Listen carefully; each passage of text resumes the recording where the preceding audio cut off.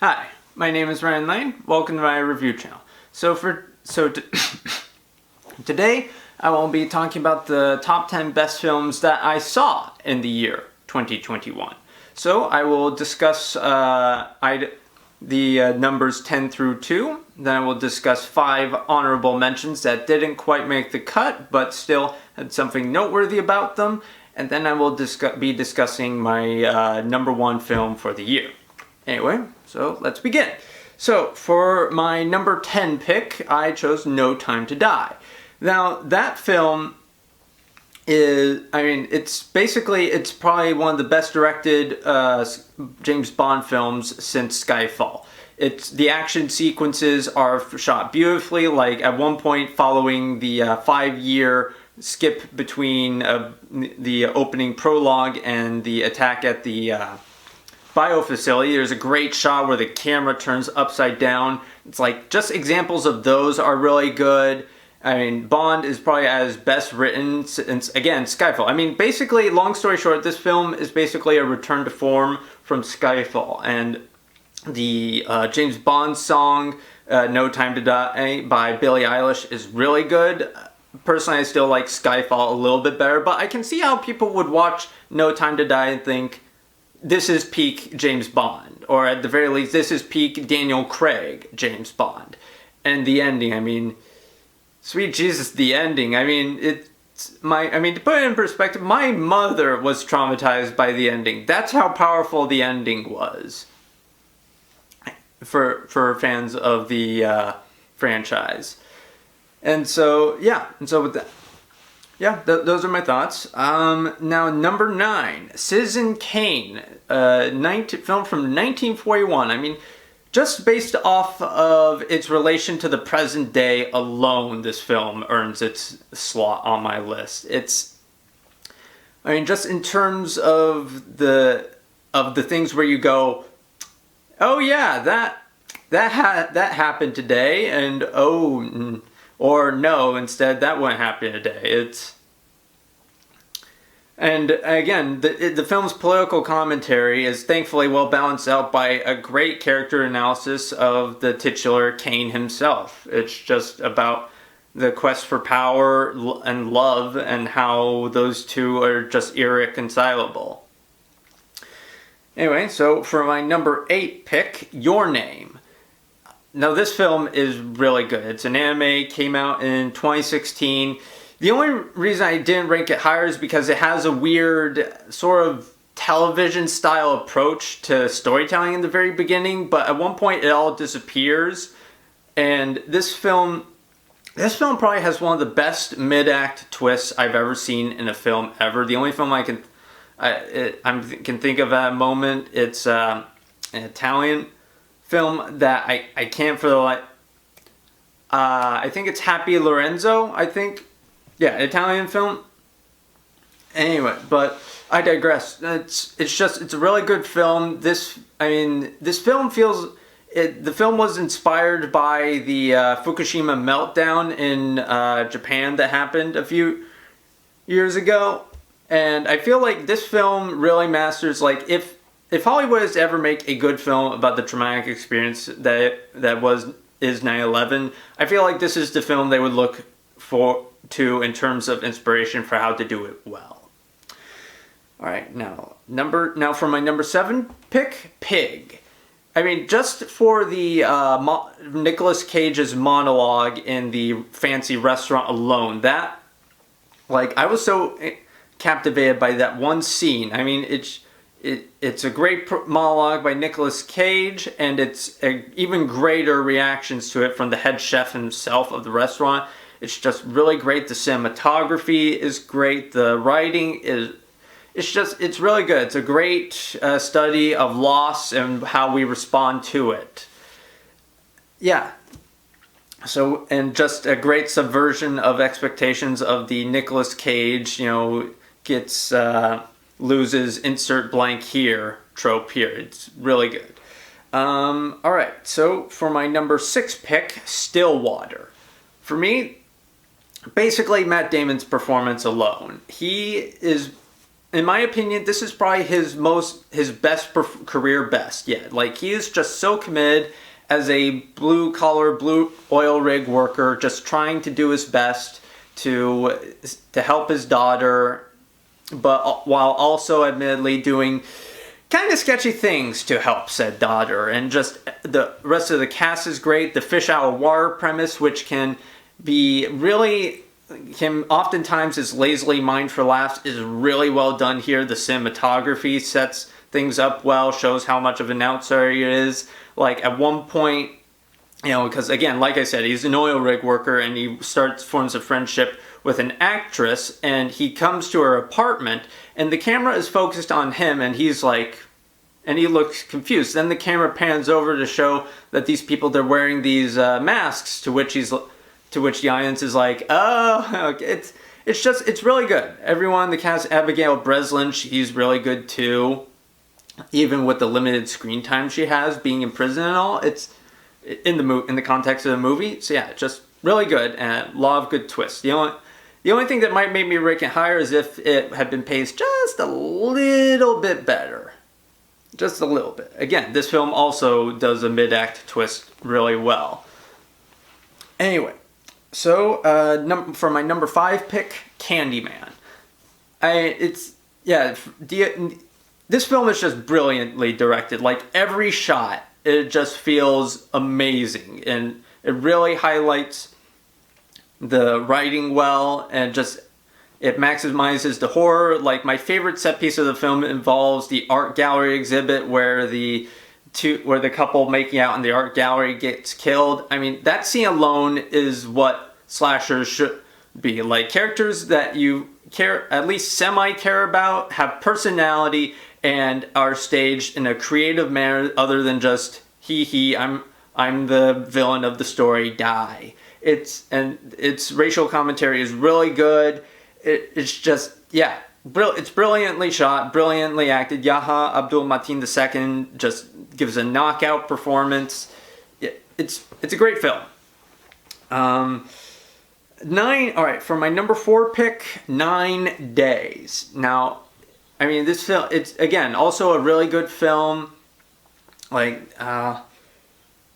yeah, it's just a great examination of life and what it means to live a good life, and what it means to chase dreams. And yeah, it's sort of a bit of an irony of the film, since it takes place in 9 days, yet the film feels very like takes place in a timeless void of sorts. And it's just about a great film about the joys of living life, and in some cases the hardship as well. Alright, for my number 3 pick, The Green Knight. I mean, this film is the very ending alone, where it pulls, the ending alone just makes me give this film the top 3 ranking, because it just took me by surprise so much. I was like, oh, whoa. It blew my mind. And just like the cinematography is beautiful. Dev Patel, he really shines as sort of an unconventional, he's the most unconventional hero. I'm not saying he's an anti-hero per se, but his character is definitely a deconstruction of the typical, knight in shining armor type approach to storytelling.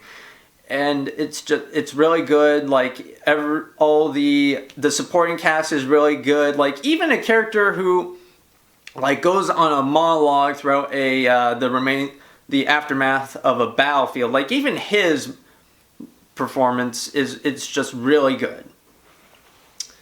And okay, for my number 2 pick, Dr. Strangelove, or How I Learned to Stop Worrying and Love the Bomb. This film is probably the greatest indictment of a mad, as in capital M, capital A, capital D approach to peacekeeping. I mean, it's Stanley Kubrick. It came out in '64, and while its edge is lost sort of due to the end of the Cold War, the fact that, I mean, this film still has relevancy just based off of the fact that fluoridated water conspiracy theories still exist. that just on that alone, it still has its relevancy. I mean, the humor is pitch black and perfect. Like, every joke laughs. The performances are amazing. I mean, this film is just filled with so many quotable lines, and it gifted us with an early appearance by James Earl Jones. What more can you ask for in a movie? Alright, and now before I get to my number one pick, I will be discussing my honorable mentions. So, my first one, West Side Story. It's a great musical, great cinematography, if only marred by the unfortunate casting of Ansel Elgort. Not because of its bad performance, but because of sexual assault allegations against him. Amadeus, the director's cut, I should note, because I imagine I would probably like the original cut more, because the director's cut it's just a tad too. It definitely wears down on you, especially the opera scenes. You're like, okay, all right, come on, you've made your point. Let's move on. But again, I'm young. That, who knows? Maybe I'll appreciate the director's cut more as I get older. But as it stands now, the film just feels a tad too long. Everything else, the performance, cinematography, the lighting, the natural lighting really helps set the mood for the film. Otherwise, great film. Alright, now, Come On, Come On from 2021 with Joaquin Phoenix. It's a really great melancholic film about two people learning how to sort of express their feelings and come to terms with the fact that not being okay is okay, in a paradoxical fashion. And cinematography is great. The black and white really renders familiar environments in an alien manner to us. Alright, so for my next honorable mention, The Last Duel. It's ambitious storytelling inspired by Akira Kurosawa's Rashomon. It's great. Like, again, Matt Damon, Adam Driver, and Jodie Comer, they all give really good performances. My only complaint is that the Matt Damon's storyline is not great. I mean, as I noted in my review, it does set things up, but ultimately, that's a small complaint. If you're able to get through his version of events, you'll enjoy the rest of the film even more. Anyway, and now for my fifth honorable mention, In the Heights.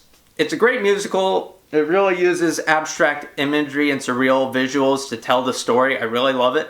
The only problem I have is that... Well, actually, no. Before I get to my problem, I will mention this. I feel like this film... There have been a lot of films this year that have covered the gentrification. Like, again, the aforementioned West Side Story covers it. But In the Heights covers how gentrification feels.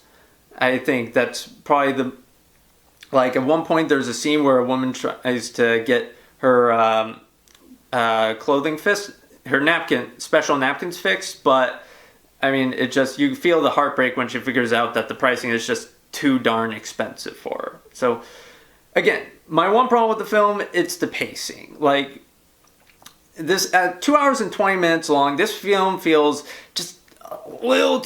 just too long. It's not like Zack Snyder Justice League too long, but it does feel long. The only reason I gave it, 4 stars, I was originally going to give it 3.5, but the only reason I gave it 4 is because there's a revelation that really caught me off guard by the end of the film. I was like, okay, alright. And because, I mean, the film was so long that the moment the film ended, I immediately bolted, which is a bit unfortunate. There's a pretty funny end credit scene involving Lin-Manuel Miranda's character. Anyway, with that in mind, my number one pick for best film that I saw in the year 2021 is Judas and the Black Messiah. It's a great film. It's a great indictment of systemic racism in both past and present. Daniel Kaluuya knocks it out as Fred Hampton, leader of the Chicago chapter of the Black Panther Party. Lakeith Stanfield, he is really good as an FBI informant. It's just every character is written in a three-dimensional manner. The cinematography, it's great. There's not a single shot wasted in this film. And by the end of it, you really feel the tragedy of the assassination of Fred Hampton. Yeah, so those are my picks for the top 10 best films that I saw during the year 2021. Anyway, you can check out my top 10 list of top 10 worst films I saw in the year 2021. I'll put the link in the description below. Anyway, thank you for watching. Have a good rest of your day.